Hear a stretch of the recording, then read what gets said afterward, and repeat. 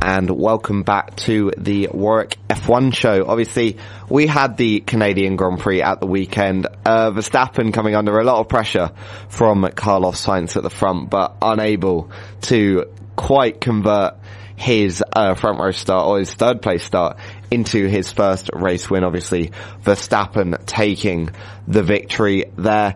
We had as well Lewis Hamilton returning to the podium for the first time since, I think, the first race of the season in Bahrain, with George Russell just behind him in fourth. Charles Leclerc recovering from a last place start due to a poor qualifying and a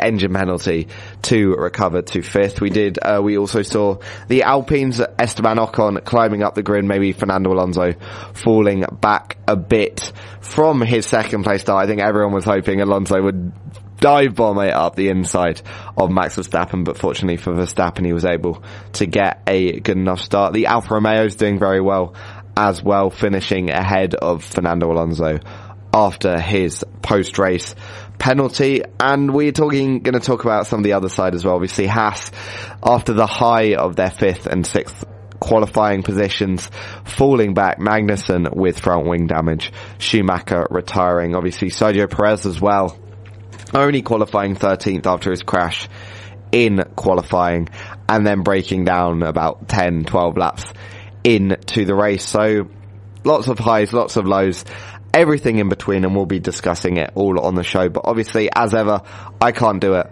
on my own. So first, I'm joined by my ever-dependable co-host, Chinmay. How are you doing, Chinmay? Yeah, not too bad. I mean, mixed feelings from yesterday, because obviously, being a Red Bull fan, we're extending our advantage in the championship, but I kind of was rooting for Sainz to actually get his maiden win yesterday, so unfortunately that didn't happen. But yeah, I mean, what we normally do, as ever, is go through, give the race out of 10. So I mean, what would your rating out of 10 be for that race? I think I'll give it, and maybe, I'm not sure if I'm being harsh or not, but I'll probably give it 6 out of 10, because before the safety car, it was a bit of a dud. It was quite boring, to be honest, but then after the safety car, all got livened up. We had obviously signs all over the back of Verstappen for like 13-14 laps, and that was really interesting to watch. I think, to be honest, it was just a very average race, to be honest. Yeah, and we're also joined by Tom again. How are you doing, Tom? Hi, yeah, I'm good, thank you. Good to be back again. Yeah, no, good to have you back as well. Obviously, you came on last week when Jack helpfully hosted for us when you had an exam, didn't you? Or was it a project? It was a project. Yeah, I had an exam on Monday and then an exam on Tuesday, so that was full revision mode. But, I mean, what would you give that race out of 10, do you think? I feel like 6 isn't too far away, but I'm going to say 7, just because I don't want to copy you. I mean, any reasons for why, or sort of the same reasons as what Chinmay said? 2 VSCs and an actual safety car, so that's 2 points each for those, and then 1 for Alonso having a penalty. That's yeah, going to break it down. And we'll discuss that Alonso penalty as well after or once we get into discussing the race. And finally, we have Bethany. How are you doing? Yeah, I'm good, thanks. Yeah. I mean, yeah. And what would you give that race out of 10, do you think? I'd agree with a 7. I think that it was I'd say about an average. I'd say it's on the better side of average, but just about. So yeah, I'd say a 7 as well. Okay. And as I said, we are going to take a quick break now, and once we get back, we are going to dive into how the race went. I guess starting with, obviously, the driver that won it, Max Verstappen. Can anyone stop him this season, especially with Charles Leclerc having to come from the back and only finishing 5th?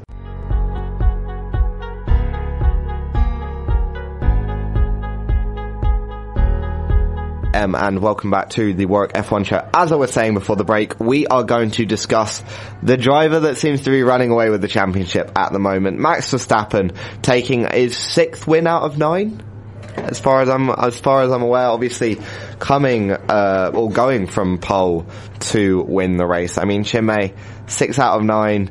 There's been, I think, an 89-point swing in 5 races, from Leclerc being about 46 points ahead to Verstappen being now 49 points ahead. Can anyone stop him? No. I'm just cool. gonna End of discussion. Next break. No, but I mean, brutally honest, at the moment, just nothing is going wrong for Verstappen. I mean, he so far, I mean, ever since Australia, he's had the better part of the Red Bull reliability. He's literally, to be honest, I don't think that he's done any colossal mistake at all this year so far. I mean, like I said, with 6 out of 9 races, the other 2, out of the other 3, one was a 3rd place finish, because I believe was in Monaco. And I think that was just, Sergio just had the better upper hand on him all weekend anyway. That was the only time when he really had a pace deficit, and the other 2 was DNFs, because of the power unit. But. Well, I mean, I guess you could probably say Australia in particular probably was going to be a 2nd place. I think Bahrain still a bit up in the air about who would have won that race. But again, Tom, it just seems like if Verstappen is on form and if he's got the reliability, then he is just going to win the race at the moment. Yeah, I've got the results in front of me at the moment. I was just looking at it. I didn't realise it was quite as one-sided as it is, because, like you said, 6 out of 9 wins. 2 of the non-wins were DNFs.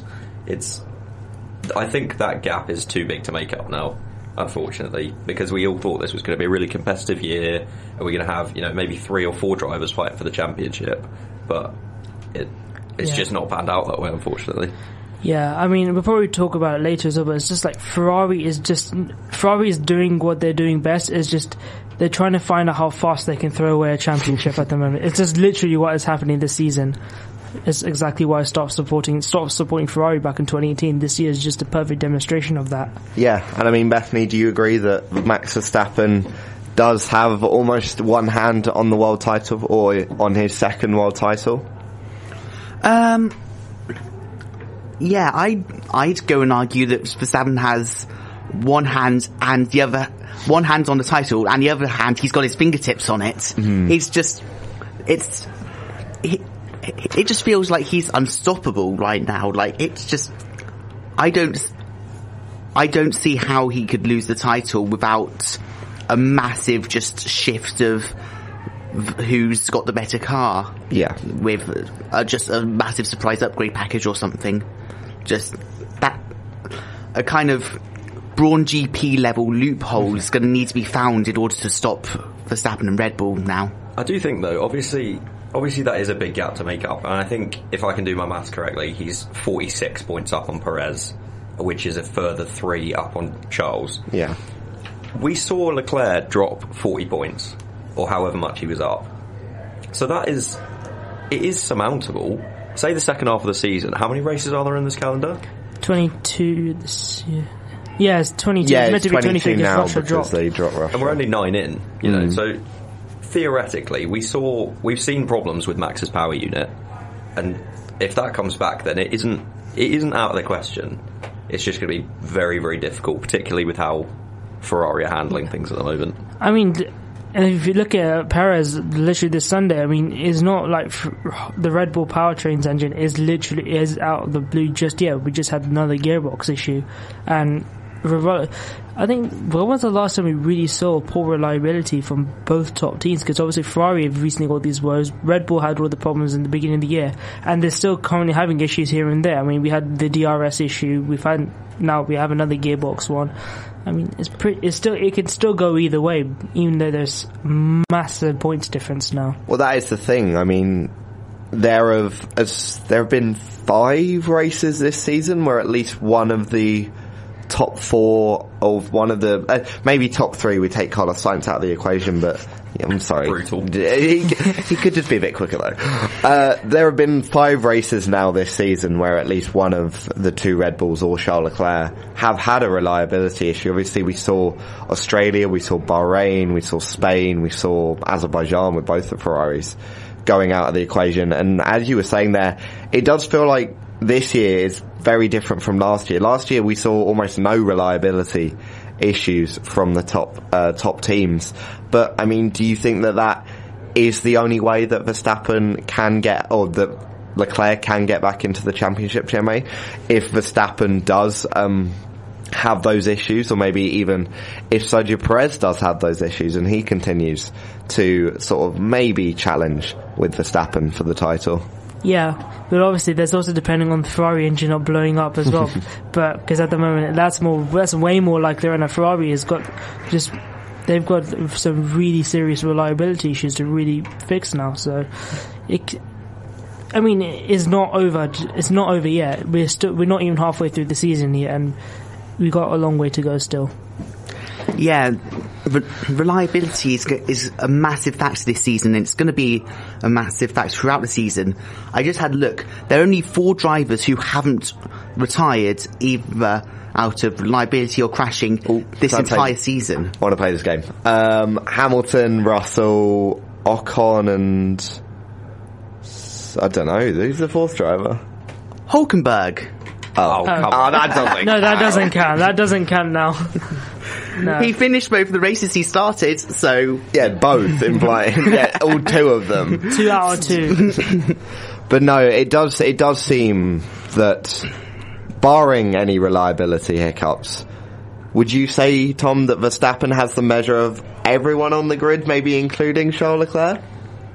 I don't know, it's difficult to say because there's a lot that kind of hasn't had to race on the grid, but I think he does seem to have the upper hand on Leclerc a lot of the time, and I don't know whether that's because necessarily sometimes he has the better car, but a lot of the time with the racing it is quite close, and it seems to be quite fair, the racing between those two, but he seems to come out on top, I think, more than he doesn't, which maybe that's just me making things up, but it feels like he has the measure of Leclerc. Yeah. Yeah, I'd say that Verstappen probably has the measure of Leclerc in more races than not. I'm going to argue, though, in Canada that Leclerc if he hadn't had the engine penalty, Leclerc would have probably won. Ooh. Just because of how good of a performance he did, the recovery drive. He ended up 5th from 19th, which I'd say is a very, very good performance, and I feel like if he was up there with Verstappen on the grid, then he would have probably won.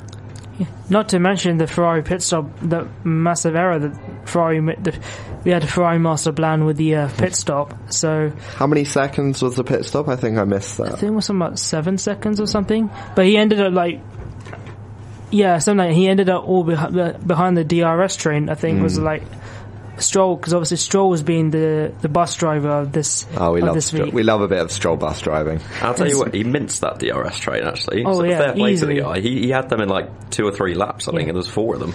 Yeah. And I think, to be honest, if it was Leclerc not Sainz in the last 10 laps, it would have easily been a Leclerc victory, I think. Because Sainz did actually make a few mistakes, like especially on the exit of the hairpin.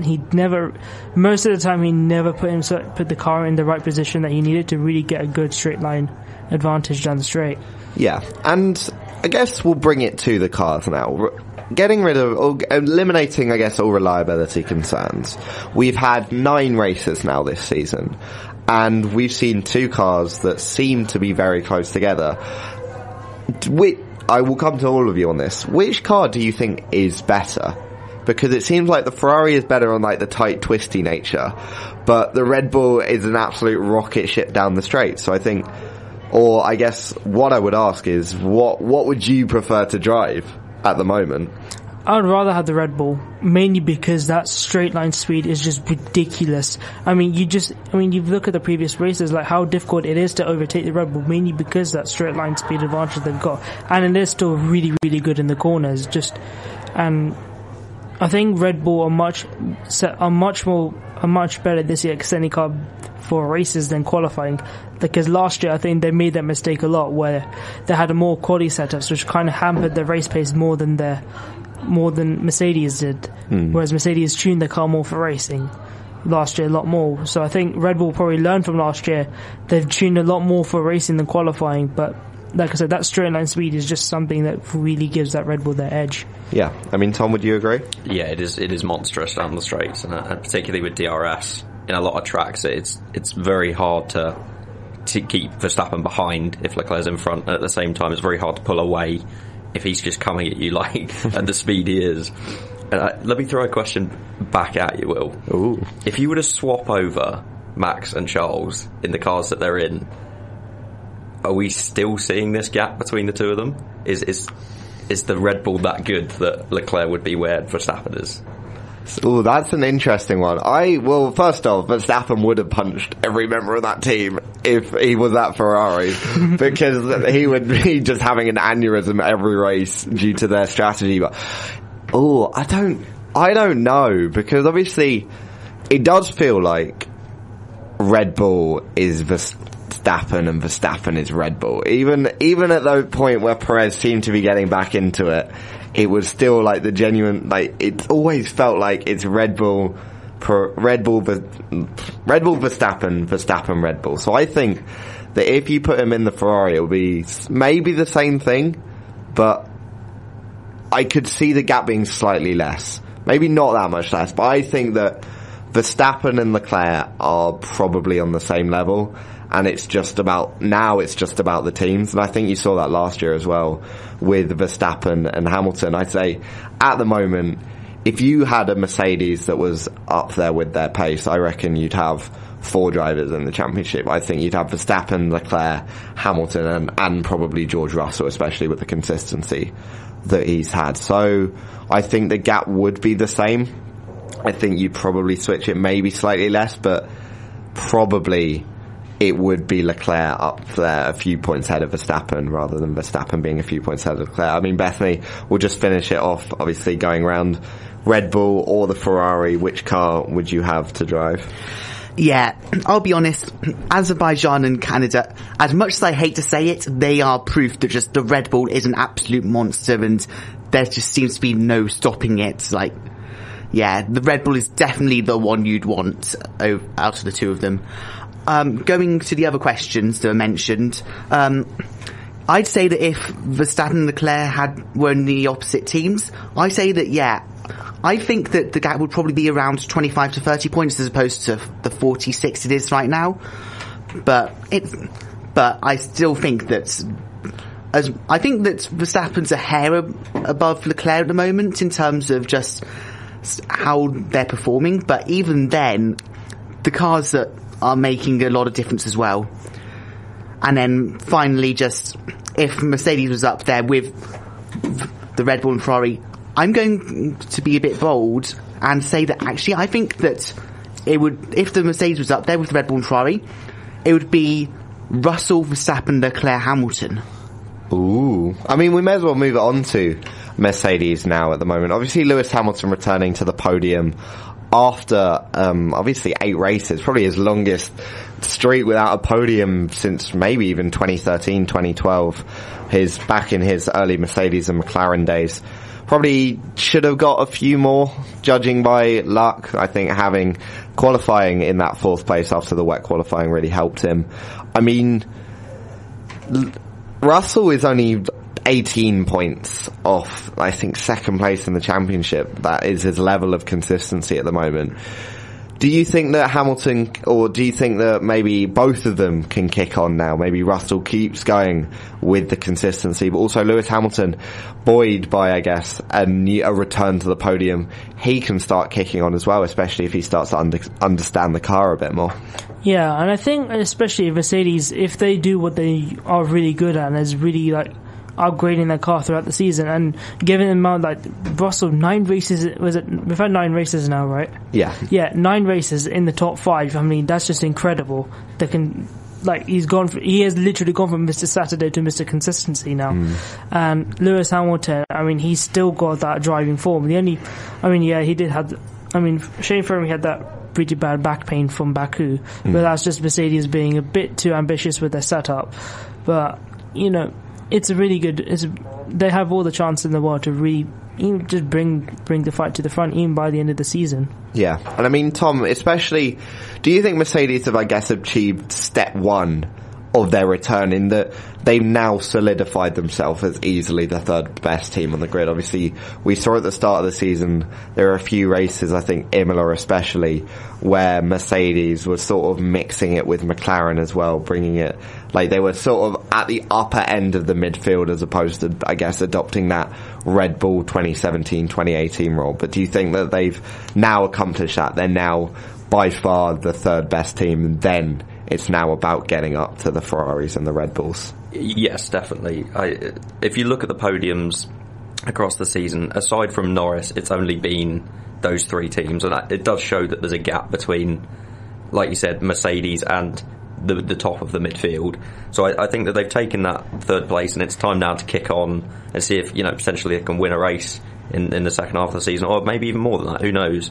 But Toto did say second half will be better, because there might be upgrades, and they might kick on from here, and I think that would be a really good thing for everyone, because it does look a little bit two colours at the moment. Yeah, I mean, Bethany, would you agree it's always better to have like three teams up the front, even if they maybe are sort of out of the Constructors and the Drivers' Championship at the moment, unless Verstappen obviously has the issues that we have been mentioning before? They can still challenge for race wins, and potentially, I guess, be a spoiler on what could be a Verstappen-Leclerc title battle. I think that the more teams that are up there challenging for wins, the better, obviously. But I think that, Mercedes is definitely on track to get to just move up towards Ferrari and Red Bull over time, and I think that by the end of the season we will see them having an impact on the title fight, not challenging themselves, but just themselves impacting the performances of the title challenges and potentially inadvertently deciding the outcome of the title themselves. I also want to quickly say, I think that this result, this podium, is what Hamilton's been needing for basically ever since after Bahrain. I think that with this, he's going to get more of his confidence back, and he's just going, and I think he's just going to go from strength to strength. I certainly hope so. Yeah, and obviously it's always good to have Lewis Hamilton back and smiling.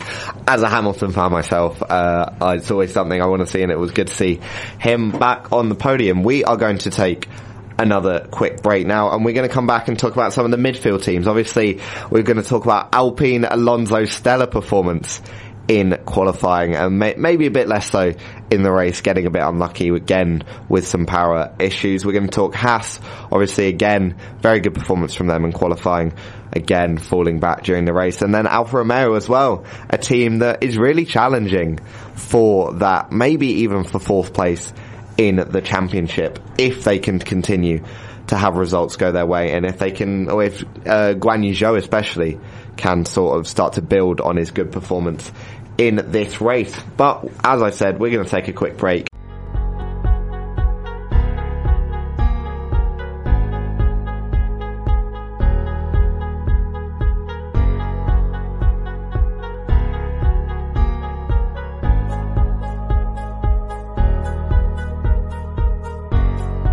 We have spoken about the top three teams now, so we're going to move into the midfield and talk about the highs and lows of performances there, starting off with the Alpines. So we'd have to say, after qualifying, they were having a ball of a time, wouldn't they, Chinmay?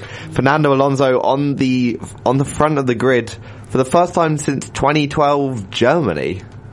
That's a long time. 10 years. Oh my god. I didn't realise it was really that long. I didn't feel it. How old? Oh god, I was... We're all in the... Most 10 of us, years old. Yeah, we're Year all... 7? I was in year 4, 5, 4. I would say I was in year 5, so you're probably year 6. Yeah, no, I was year 6. You're above me, so... Yeah. But That's just a long time. Like that. Nuts. Thinking that the gap between Kimi's wins was long. Yeah, I didn't realise Because Kimi was Australia 2013 to US 2018. That was the big gap. So that was just about 5.5 years. Oh, we're so old. I don't like it.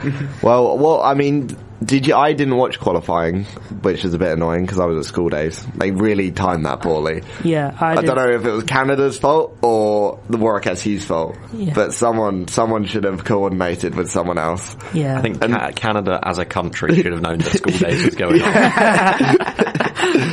But no, I missed it. So, I mean, were you watching it live? Yeah, that's why I didn't go. I He did school days to watch that's good form. He did school days to watch the Canadian Grand Prix qualifying. Yeah, I mean, but yeah, it was pretty interesting to watch actually. I mean, just watch, especially with Fernando Alonso, and then you just see Max Verstappen. It's like every 2 minutes, he's like literally making us a second above everybody else. And you watch like Sainz, and then Russell, and then Magnussen, and then you got another second ahead with Verstappen. Then you got Sainz edging that, and then got Magnussen and Alonso. Just those 4 drivers kept switching on and off for original pole. It was actually quite a decent quality, to be honest, especially with the track slowly drying throughout the session as well. Yeah, and obviously, Tom, with Alpine, it seemed like they've had a decent car, and they probably should be 4th in the championship, or they are. They're 5th. Yeah, they're 5th. They're 4 points behind, I think. Yeah, probably should be 4th in the championship, but it's been, the reliability for Alonso in particular has been very poor, hasn't it? Yeah, I can't really remember that much about Alonso's finishes this season. Can someone tell me how many he's retired this season? He's retired quite a few. I don't know. I can't remember. It's like, yeah, he's retired from 2. Okay. Saudi Arabia and Imola.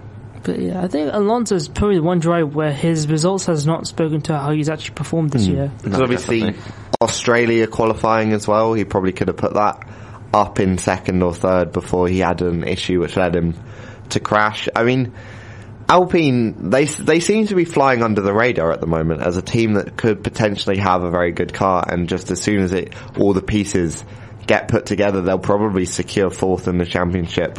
You'd quite like easily. You'd like to think so, wouldn't you? Because up until, and probably like a lot of people, up until this week, I hadn't realised how good they were, because I've just been focusing on Red Bull, Ferrari, and seeing Mercedes in there. But their car actually is not badly put together. That is a 4th place championship car this year, I think. Yeah, they've been incredibly consistent, especially with Ocon. Like, their best results actually were Ocon in Saudi Arabia and Canada with 6th in each. So they've been they've been lower points, but they've been consistently there. Like, Alonso's been in points 5 times, 2 7ths and 3 9ths. Neither of them have done any standout performances, so to say, but they've been there week in, week out, just getting points and just building up, but just not showing up on the radar, but getting those performances. When you look at the 4th place in the championship, actually, they're only, I think it's 8 points behind McLaren, and the vast majority of that is Norris's points. Yeah. So Norris, unless Ricciardo starts pulling his finger out a little bit, I don't think Norris can keep holding on to 4th in the championship. Yeah. Because the 2 Alpines are both driving very well this year. Yeah. Yeah. McLaren are in a similar situation to Alfa Romeo, where it's Bottas who's getting almost all of their points. I'd say that in the right hands, the McLaren and the Alfa Romeo are probably both better than the Alpine, but because Alpine have both drivers firing on just completely just doing everything that they can and just getting those performances week in, week out, they're just challenging there. And I think that unless Ricciardo or Zhou get themselves together and get better performances, that I think Alpine are going to get that 4th. Yeah, because it does seem at the moment, Chinmay, that we have 3 teams that are probably challenging for 4th in the Constructors' Championship, McLaren, Alpine and Alfa Romeo, but only one of those teams realistically has, I guess, 2 good drivers. Obviously, Alonso is on quite a few less points than Esteban Ocon, maybe through less fault than his own. Obviously, he could have qualified very well in Australia had he not had his power issue again in Canada that prevented him from maybe finishing quite as high as he should have. But both Alpine drivers look capable of scoring points. Then you got Alfa Romeo, who obviously Valtteri Bottas has been putting in a magnificent job, and then Guan Yu Zhou again has actually got quite unlucky this season. He's always seemed to be either in and around the top 10, like 11th and 12th, or doing well and then having to retire. He had to retire from Baku. Obviously, he crashed out in the sprint in Imola as well, is another one I can think of. and here he finished 8th. I mean, that was a very good performance from Zhou, wasn't it? Yeah, it was very, very impressive. And I think, hopefully, if Zhou Guanyu is able to really just keep that consistency and hopefully be become a lot more lucky as well, because this points finish will obviously give him a lot more confidence as I believe he is the only rookie this year. Yes. He is the only rookie, so so we don't need to decide who's rookie of the year this year at least. But I think Alfa Romeo and Alpine could have a good scrap of that. If Zhou gets hopefully has a nice big confidence boost after this really good points finish, and literally just training behind his teammate, who's obviously an experienced race winner and has really it's switched into another gear this year, which is really good, nice to see from Bottas. And I think with McLaren, I don't really have high hopes for Ricciardo, so really the entire team is just on Norris's back right now, I would say. Yeah. And, I mean, Tom, it's obviously going to be an interesting one, because at the moment, McLaren seem very hit and miss. Alfa Romeo, obviously, I guess relying on Bottas a bit more. Alpine coming unstuck due to reliability. Which of the teams, or which of the 3 teams do you have the most hopes for over the next few races, especially if they all manage to sort their issues out? Who do you think has that upper hand advantage? I don't think it's going to last the whole season, but I think the next few races are going to be Alfa Romeo's, because now that Zhou's got he's got a good haul of points under him this week, aided obviously by Alonso's penalty, he can now go and kick on and get some more points and drive off a bit of confidence. I think that he's going to do quite well over the next few weeks. Conversely, I think that the other 2 teams are going to have a few weeks, but they'll probably end up above Alfa Romeo at the end of the season, because I think they do have a slightly better car, those 2. Yeah. But I just can't see much points coming out of particularly Ricciardo over the next few weeks. Yeah. And just quickly, you mentioned there the penalty Alonso got on the final lap. Deserved? What do we think? I don't think so, but everyone else seems to. Yeah, I think it's 50-50. I mean, he was weaving, so he was being a little bit excessive, but I'm a bit torn over whether it was justified or not, to be honest. Yeah. I mean, have we seen many other penalties for weaving?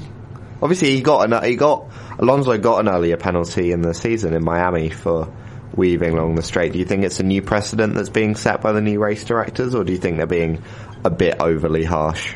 I think they quite often get cautioned for it, but you don't really see that many penalties, I don't think.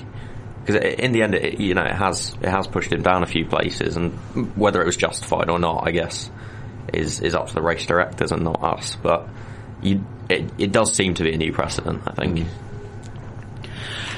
I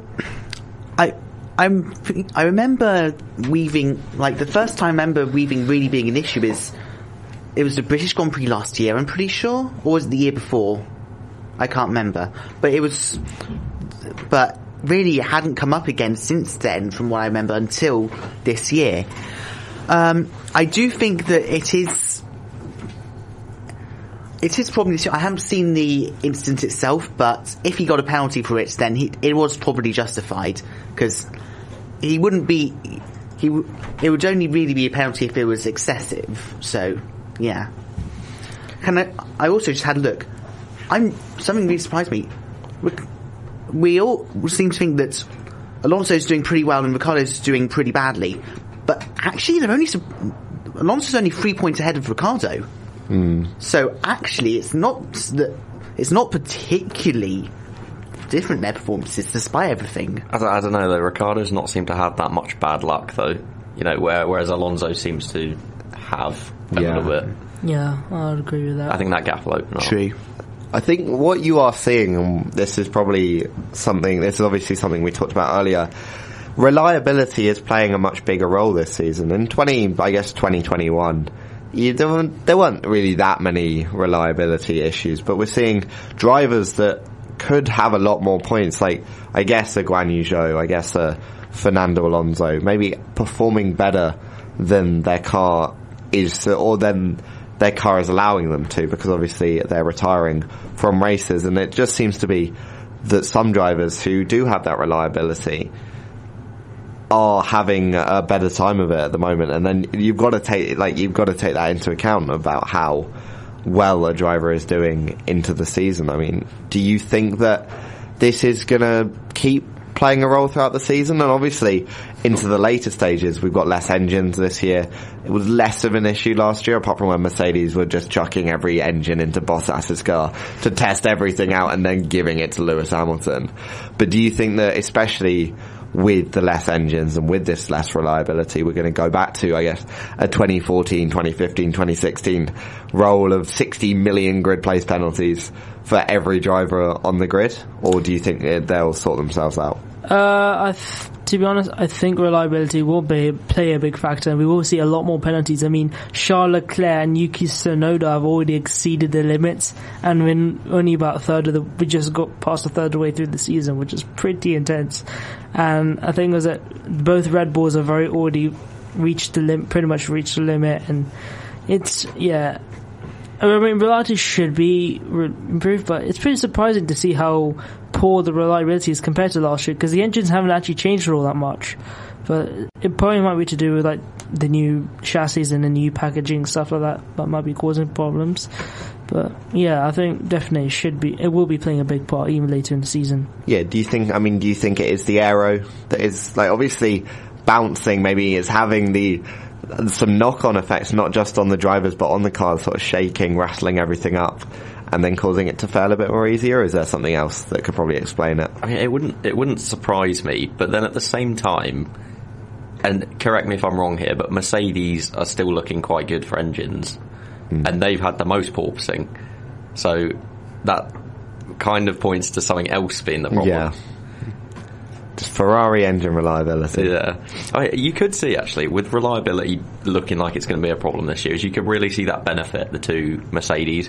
Because Russell being fourth in the championship now, I've heard a lot of people say, he'll drop back, Sainz will, because he's got the better car, Sainz will pull up. I'm not convinced, because they're going to have to start taking penalties, and it doesn't look like Russell or Hamilton are, really. Realistically, Mercedes have benefited a lot of positions due to reliability from the Red Bulls and the Ferraris. Bahrain finishing third and fourth when they probably should have come fifth and sixth. Like Miami, they finished third and fourth when they probably should have come fifth and sixth. Here, obviously, Leclerc's at the back, Perez retires, they've again finished third and fourth. Do you think that maybe getting that title championship, but if they do sort of start to sneak up there and start to be able to realistically challenge for wins, then they almost might become a dark horse? And if they just keep actually just finishing races, and if Red Bull don't, if Ferrari don't, then that reliability might just bring them back into the championship, even if they've got a car that doesn't necessarily or isn't necessarily as quick as the top two. You do find a lot of the time that it's not reflective at the end of the season as to who has the better car. Obviously, a lot of the time it is, but you could see Mercedes getting right up there, and potentially not for the Drivers' Championship, but I think particularly constructors, they could get that second place if Ferrari keep performing like they're performing poorly. They could get that second place. Yeah, I mean, Bethany, what do you think? Yeah, I'm just having a look at Bahrain, Australia, Azerbaijan, Canada. All of those, they've got third and fourth and in all of them but Canada, there's been multiple retirements due to reliability, and in Canada there was one retirement and Charles Leclerc being at the back of the grid.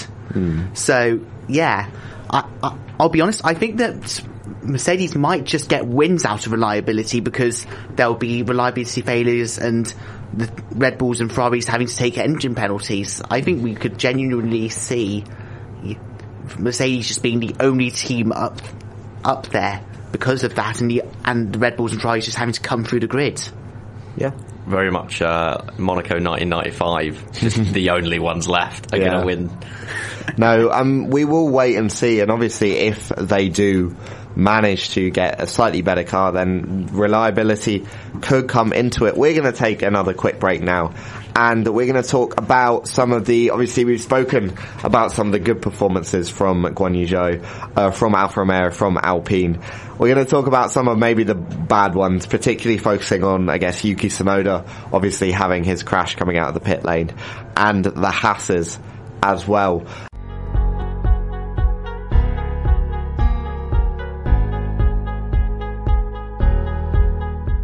We are going to talk about some of the poor performers, I guess, from the Canadian Grand Prix, starting off with, I guess, the smaller one, both in incident and in stature, Yuki Tsunoda. What happened? What do you think happened with that crash? Like, he came out of the pits and just forgot to turn. I think we were discussing it earlier. It was either a steering issue where the car decided it didn't want to turn, or it was just Yuki could not be bothered to turn the steering wheel enough, and the car just went straight on. But yeah, I was like, we all thought like Yuki would, that especially looked like this year, Yuki would stop having these unforced errors. But yeah, I think it just I'm still like, what? Yeah. I remember seeing the replay from his, it wasn't the helmet cam, but I saw a replay of just, you could see the steering wheel, you could see he turned it all the way, and the wheels just did not turn. Yeah, the the tires are just really cold, something like that. But yeah, I mean, I'm just reading the F1 article now. I think it was just a mistake. I think tires too cold, pushing too hard out of the pit lane, and just going into the barrier. To be fair to Yuki Tsunoda, it's really his first mistake of the season. Yeah, and where was he? He must have been like lower. Top. I don't think that he was in the points at that point, because the AlphaTauri was a complete dog this weekend. Yeah, I guess he's had now 2 races that have been a bit poor, but obviously last week in Baku, very unlucky. Trusty gaffer tape fixing the rear wing, but would have got a good result there. But I mean, it's an easy mistake to. I guess it is an easy mistake to make, Tom. Obviously, with these tyres now, the blankets being colder. You're probably surprised it hasn't happened, I guess, even more, just going straight on and then ending up in the wall. Yeah, I mean, last year he had a bit of a reputation for making mistakes, but I don't think he's made too many this year. He's kind of a little bit put that behind him. Obviously we didn't see that this weekend, unfortunately, but he's getting there. And like you said, it is an easy mistake to make. It wouldn't surprise me if we see more of those this season. That won't be the first nor the last. Yeah. It's just unfortunate that it happened to him. Well, we'll have to wait and see. And obviously, another team that had a difficult race, and it's beginning to more and more have a difficult season, is Haas. Obviously, starting out very well, finishing, what was it, fifth and sixth? Yeah, fifth and sixth. Oh no, so fifth and sixth in quali. And then Magnussen losing or damaging his front wing, being given the black and orange flag in a collision with Lewis Hamilton. Obviously, their second collision of the year after Spain, but this time it was Magnussen that came off the worst. Mick Schumacher still running in the points, but then eventually retiring due to an engine issue. What has gone wrong with Haas? Have they just not? I mean, I know they've said they're not bringing upgrades. That was a few races ago. I don't know if they bought them now. I don't think so still. But do you think surely they have to now? They're down to 9th. They're behind Aston Martin in the championship now. They need to 100%. I mean, I know Haas is probably the most financially strained team of all the 10 teams on the grid by quite a margin, because obviously they've had to sever their main sponsorship for this year because of the external circumstances and whatnot. It's happened to a good thing, because the one half the reason the team was being so poor has been sacked. So We would never claim that Nikita Mazepin was only on the grid due to his father's money. How dare you, Chimay? He was a quality driver that always finished 20th I know, place. man. They definitely weren't bullies at all, as you can tell on Drive to Survive this year. You can definitely tell they were not bullies in any form whatsoever. I mean, Tom, do you... Oh, sorry. I mean, if you want to keep going. Yeah, but I think... I just wanted to go talk about his replacement for this year, Kevin Magnussen. I think Magnussen just needs to calm down in the first lap. He's gone back to his old antics. Thing is, Magnussen is especially on his day, he is one of the toughest drivers in the field to beat. But I think he's just gone to his old antics. He just becomes impatient. He just needs to learn to calm down slightly. I'll put it this way: if it was him on the front row and not Alonso after qualifying, Sainz would have won the race. Yes, easily. Oh, why is he not on the front row then? But I mean, do you agree, Tom? Do you think that Magnussen has been a bit reckless at the start? Obviously, as we were saying, second collision with Lewis Hamilton at the start. Maybe they just always seem to gravitate towards each other. This time he comes off worse. I think he didn't come off great in Spain as well. But do you think the speed is there, but we're going back to a Kevin Magnussen that we saw before and that he's a bit reckless? I think the speed with Magnussen's there, and I think the speed with Haas has been there. But if they're not bringing upgrades, I think very much he might be getting frustrated now because they're not cashing in when they can get points, and that might be the last chance they have to get points. So he's always been a little bit reckless, but I think he's more excitable than reckless at the moment because it is an alright car. Yeah, it is an alright car. So I just literally remembered this, but I think, there's a quite small theory here. Probably has to being a little bit too cautious about bringing upgrades, because I remember the last time they really brought upgrades to the car was back in the early 2019, and that didn't end well. And that obviously did not bode well, because they had like a fifth and sixth. They had a fifth place finish in Australia in 2019, but then they bought upgrades after that, and it completely just ruined the entire car. They actually had to go back to the entire. And later in the season, they actually went back to Melbourne spec to try and figure out what was actually wrong with the car and why it was just eating up the tyres. There's a whole episode on Drive to Survive on that. Yeah. I mean, Bethany, do you think they are being too cautious? And I guess now, especially that all their rivals have bought upgrades, they've sort of moved ahead. I say you'd have to say Haas probably behind now Alpine, McLaren and Alfa Romeo on that pecking order. Maybe I'd say probably with AlphaTauri in terms of speed, and then Williams and probably Aston Martin. Maybe Aston Martin a bit closer to them than Williams, but obviously quite close behind. Do you think they just need to risk it now? They need to just bring upgrades, and if it works, it works. If it doesn't, then they're not scoring points when they weren't scoring points before. I'd pretty much agree with that, yeah. The thing is, I think it's a combination of Haas being a bit too cautious and also them being financially strained. So I think that their idea is, because they're so financially strained, they're not going to do the upgrades until they know they work. But I'm not sure if there's going to be a point for that apart from the summer break. So I think that they need to just go a bit, see if it works. If it doesn't, then they can work out what's different, what's not working. But I think that they need to risk it at this point. Otherwise, I'd say they're in danger of slipping behind Aston Martin permanently in the championship. And if they do too badly, then potentially even Williams and ending up at the back again. Oh, I wouldn't go that far. The Williams isn't a great car. Yeah, it depends on upgrades, I guess. Yeah, and obviously it's not only the car, but it's the drivers. We've spoken about one of them already, Kevin Magnussen, but there's also Mick Schumacher, who hasn't seemed to get kicked on as well as he maybe people were expecting him to. I guess especially when you compare it to the other rookie on the grid, and then the driver that he came into the sport with, Yuki Tsunoda and Guan Yu Zhou. I mean, were you expecting more from Mick Schumacher by now? I mean, the positions he's been in have been good, and he's got himself into okay qualifying positions. He's been there for points, and a lot of that time it's not his fault. But I said this watching the race yesterday, there's a kind of a point at which you've got to stop making excuses, because he does make a lot of mistakes, and he has thrown away some points this year. That's undeniable. you would expect that will get some at some point, but at the moment it's a bit of a waste of a good race car, if I'm being honest. Yeah. Between both of them.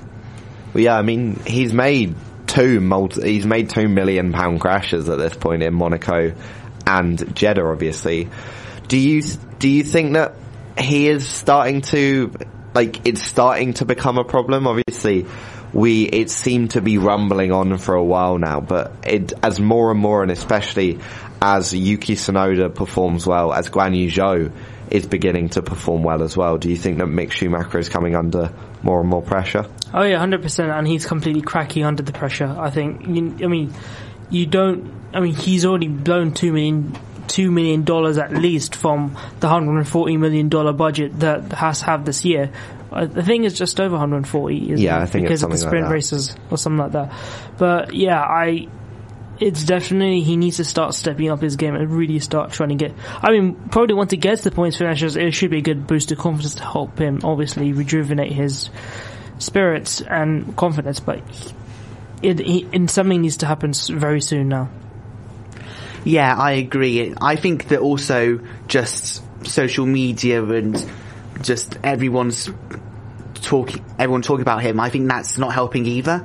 But I think that not quite at Russell's level, but I think that similarly, once he gets points, he's going to get quite a lot of them. But it's going to be a pretty long drought until then. Yeah, Tom, do you agree? Do you think it is like a George Russell?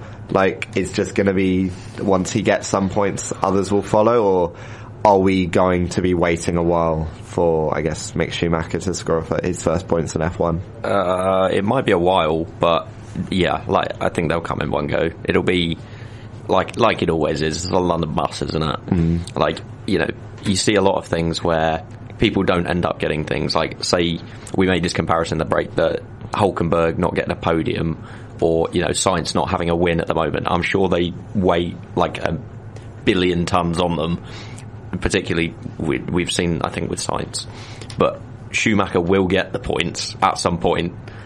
It just may not be right now, and he kind of needs to sort himself out a little bit. Yeah, and obviously, I think we all think he's going to get the points, and I think he will, and it will just be a matter of sooner rather than later, especially with Haas's potential upgrades coming in for the next few races. I think that's everything from the Canadian Grand Prix. Has anyone else got any standout, any performances, anything they want to talk about? Oh, really? No? Latifi finished, I think. Oh my god. Go Latifi. Correct me if I'm wrong, but only I'm pretty sure he finished. Only something 20 seconds behind everybody else, probably, or something like that. Latifi. Oh, actually, quickly, before we dive to the break and dive into our preview, will Latifi be on the grid next year? No. Or is Oscar Piastri replacing him?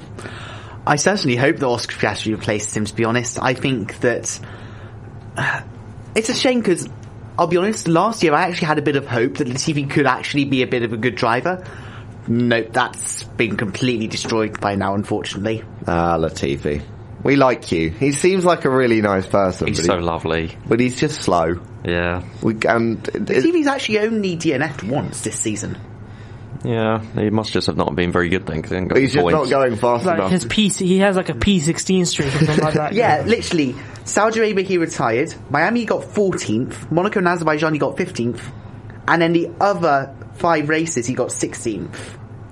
It's just like that Michael Scott meme with the tall guy and the short guy. It's like Verstappen first place, Nicholas Latifi 16th place, consistent streaks. Yeah. Oh, he's just not going quickly enough to crash. No. Nicholas Latifi. He probably won't be in the sport, and we look forward to seeing Oscar Piastri in the Williams next year. We've now jinxed it. He's definitely not getting that seat. No. But we are going to take one final break and come back and talk a Silverstone. I don't like that we're talking Silverstone this early in the year, even though it's not normally this early in the year, but it shouldn't be before France and Austria. That feels wrong. But we're going to do that anyway. We're going to talk Silverstone. We're going to talk about our predictions that I definitely made, and it definitely wasn't Jack, and Jack definitely hasn't just smashed it for the Baku Grand Prix. We didn't make any for Canada, obviously. Both me and Chinmay in the depths of actually doing our degree. doing the thing that we paid money for. So we'll talk the predictions for Baku, and we will also talk about our predictions for the British Grand Prix. Obviously, I'm making them. Our guests are making them as well. Chinmay, you have to run off. Thank you for coming on the show. Any final words you want to add quickly? No, I just want Silverstone, let there be a big title clash. It's been a while. It's been a while since we had proper Twitter arguments. I want to. Yeah. Let's get a proper Twitter argument. I want Twitter to be set on fire next race. Imagine if Leclerc does to Verstappen what Hamilton did last year. Yeah. We're gonna get a British 1-2 hopefully when they collide with each other. But yeah.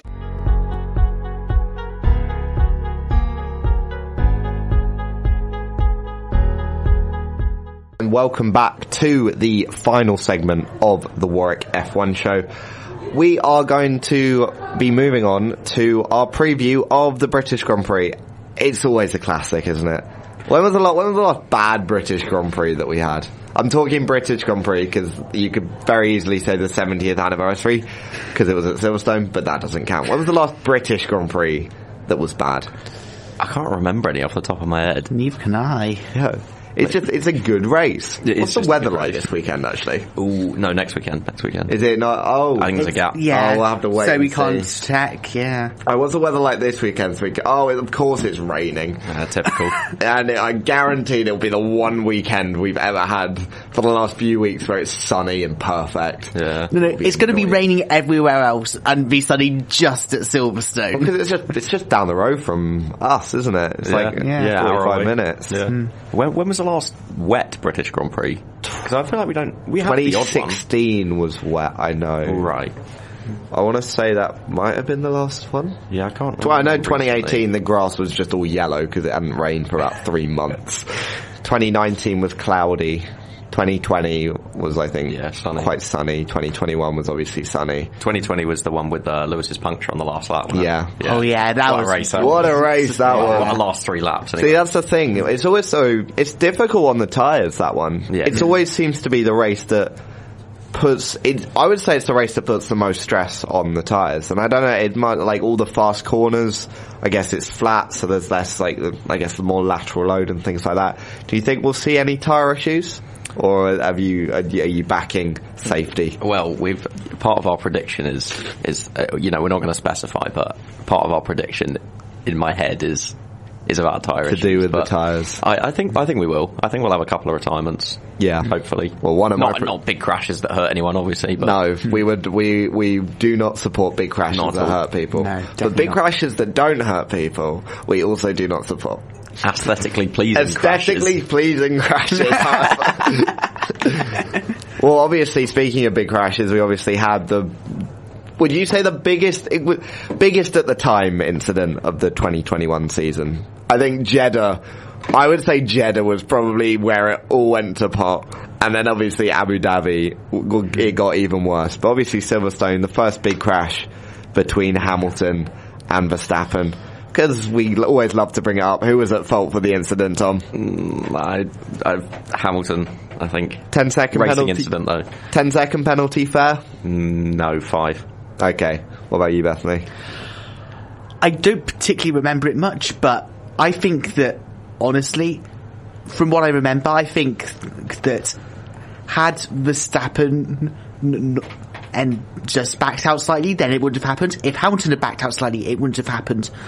So, I'll be honest, I know this is controversial, but I think that's the main reason that Hamilton got the penalty was because of the danger of the crash and not because he was particularly more at fault than Verstappen. I think that's fair. Probably because of the title fight as well. Yeah. Yeah, and the magnitude I do think that the penalty that was there was probably justified based on that. Well, I think it was I would almost say it was a perfect balance of a penalty, but still allowing Hamilton to gain up, and obviously he won the race in the end. Honestly, I think that was one of the incidents the FIA probably handled the best out of any one in the season. It was a bit more 50-50, probably a bit more Hamilton's fault. Maybe he got a harsher penalty, but then obviously managed to make up the point, so it didn't end up mattering in the end. But first, as we were mentioning, we have to do our predictions. Obviously, first, we'll talk Baku quickly, I would like to thank Jack for substituting in for me and getting everything right. Because the score was 26-24 to Chinmay before Baku. But, Chinmay went for the podium. Verstappen, Perez, Norris. So he got the top two right, so that's 6 points. 3 points for every correct position. Norris was a bold third place. It was, yeah. Yeah. Didn't pay off in the end. And then Jack, substituting for me, went for Verstappen, Perez, Russell. Nice. Perfect. Double points as well. So getting, I think, wait, hang on. Oh no, 9 points for all of the correct positions, and then 3 more points because we come to our 1, 2 and 3, obviously in ascending order of are they likely to happen? Obviously 3 points much less likely to happen than the 1. Chinmay went for his 1 point. Haas points didn't happen. Leclerc crashes in the castle section at any point during the weekend. Unfortunately didn't happen because I think F1 Twitter would have loved that moment and it would have been meme forever. And then multiple tyre failures for the 3 points again didn't happen. Jack, for me, went for one word, chaos, for the 1 point. I think, fair to say, probably wasn't that chaotic. No, it wasn't. The Ferraris to race each other and lose. No, they didn't get the chance to because they retired after 7 seconds. And then Ricciardo to beat Norris in the race. 3 point prediction. Did he, in the end? He did. Do you remember the... yeah, because Norris was just stuck behind him at the end. Of course, yeah. And literally went alongside out of the frustration going onto the line. Yeah, so 12 points I got that weekend. 6 points for Jim. Probably the best overall point scoring, and maybe even the best individual with the 12 points for me. But now we move on to our Baku. Our Silverstone predictions. Obviously, neither of us were here last week, so we haven't got any Canada predictions to go by. So I will throw it over to our guests who are substituting for Chinmay. 1 substitution each now, so I say that's fair. And we will do the top 3. So what have you said for the top 3? Okay, so we've gone a little bit boring for the top 3, That's all right. and we've gone Ver per Lec. Oh, yeah. No, that's fair. Power circuit, we think the Red Bulls are going to dominate, and then Leclerc. I've gone for Verstappen, Leclerc, Russell. Ooh, okay, I like that. I just think, have the top 4? Oh no, the top 4 have definitely been the 2 Red Bulls and 2 Ferraris at some point this season. Yeah. Which race? Not sure. Monaco, technically. Spain. No, Spain, Leclerc retired, didn't he? Saudi Arabia, Verstappen, Leclerc, Sainz, Perez. See, that's the only race. Yeah. That's the only race where it's sort of been like a norm where you'd expect that finishing and Spain, position. Verstappen, Perez. But Leclerc retired. Leclerc retired. Yeah, no, I'm looking at the wrong one. Saudi Arabia has been the only race where it sort of finish in a way you'd think it was going to. Miami. Yeah, Miami. Was the same. Sainz on the podium. And then Monaco. But even Perez won there, so I'd say that's a bit different from what you were expecting. So it's not been a predictable one. It's not just been Ham-Verbot like we saw in 2021 and even in 2020 as well. So we've done actually I haven't done my podium, have I? I've gone for Verstappen, Leclerc. Oh no, I have. No, yeah. Hang on, brain cells. Always good to reiterate. This is what happens when you finish your degree. You just lose all the brain cells that were saved up. As much as I'd rather we win, I would kill to see Russell on the podium. I agree. I would have gone Verstappen, Leclerc, Hamilton, but I think Russell on the podium would be cooler. So we've done our podium. Now we're going to move on to the 1 point, 2 point, and 3 point predictions. So what have you gone for your 1, 2, and 3? Go on, Bethany. So for our 1 point, we have said there are going to be no red flags in the race. Ooh, pretty safe, I think. Yeah, I think that's a fair 1 point. Yeah. And then for 2 points, we've said that Haas are going to repeat their performance from Canada and get both cars into Q3 once again. Okay. Yeah. That's, I'd say, decent 2 pointer. And then finally our 3 pointer, as was alluded to earlier, not specifically tyre related, but we're going to say for our 3 pointer that Hamilton retires. Hamilton retires. Ooh. I think it's going to be a tyre failure, but that feels more than 3 points putting that in. Hamilton doesn't retire often, does he? No, but next weekend. Oh no. Now it's predicted. Oh no, I don't. No, you've made it. It's going to happen now. Tom and Bethany, Grand Slam incoming. Oh, if you'd want, just get how many points is a perfect weekend? 15. 15, yeah. That would, if someone gets a perfect weekend at some point, it will be unbelievable performances from then. But for my 1, 2, and 3, I've gone for my 1 point, 3 or more DNFs. So sort of to do with the tyres as well. Hamilton will be one of them. And then my 2 and 3 are very British related. I've gone for my 2 point, all British drivers in the top 10. Well, that's mutually exclusive with our one. Would you say that's a 2-pointer? It's 2.5 points. Oh, I would have thought it would be a bit lower. You think? I mean, it's Hamilton, Russell and Norris. Yeah. Norris is probably the most likely one outside of our prediction of Hamilton retiring. Yeah, no, that probably is fair. Yeah, outside the top 10. Okay. So I'd say it's a fair 2-pointer. And then my 3-pointer is a very big 3-pointer, a British one too. Mercedes upgrade, Mercedes bring upgrades, and they're really good, and they just blitz the field, 30 seconds ahead of everyone. Hamilton, Russell, do like a Ferrari, Austria, Indianapolis style, drive down the start finish straight together. Hamilton wins, Russell second, Verstappen somewhere, like a lap behind in third. I would love to see that. You've covered your bases slightly. I think if that happens, it will be incredible. Honestly, that's more of a 3-pointer than ours. Like, that's more than 3 points. No, it's unlikely to happen, but I'm dreaming big. And it's gonna happen now, I've said it. If it does happen, you'll be absolutely worth the 3 points. Oh, absolutely, yeah. That will be the best show ever. It will be great to have. And I think that one will be online, because obviously, term will have finished. Yeah. We will all be gone from Warwick University. To some of us never to return, or are you doing a 4th year? No, I'm not coming back. I'll come back for things, but not for a year. You can come back and come on the show. I would absolutely love to. You are always welcome. And obviously that has been the end of the show today. Obviously Canada, a bit less to talk about than normal, so we've just gone for roughly an hour and a half. Have my guests got any final words they want to say? No, I don't think so, no. Not particularly, just it was a decent race. Haas made a mistake. They should have used the gaffer tape on the front wing. Yeah. But yeah. No. Thanks for having us on, and yeah. That's fine. Thank you for coming on for another episode. Obviously, we'll be back next week, off week, so we'll be talking about something random inside the world of F1. But make sure to tune in. We'll have maybe some of the same guests, maybe some of the different ones, but hopefully one final week of In the Studio, and then we'll be online over the summer break. So make sure to keep up to date with the show, with the podcast. I will leave you now with Sue. I think we've got a few more shows for the rest of the day. But as ever, I've been your host, Will Kingswood. This has been the Warwick F1 Show.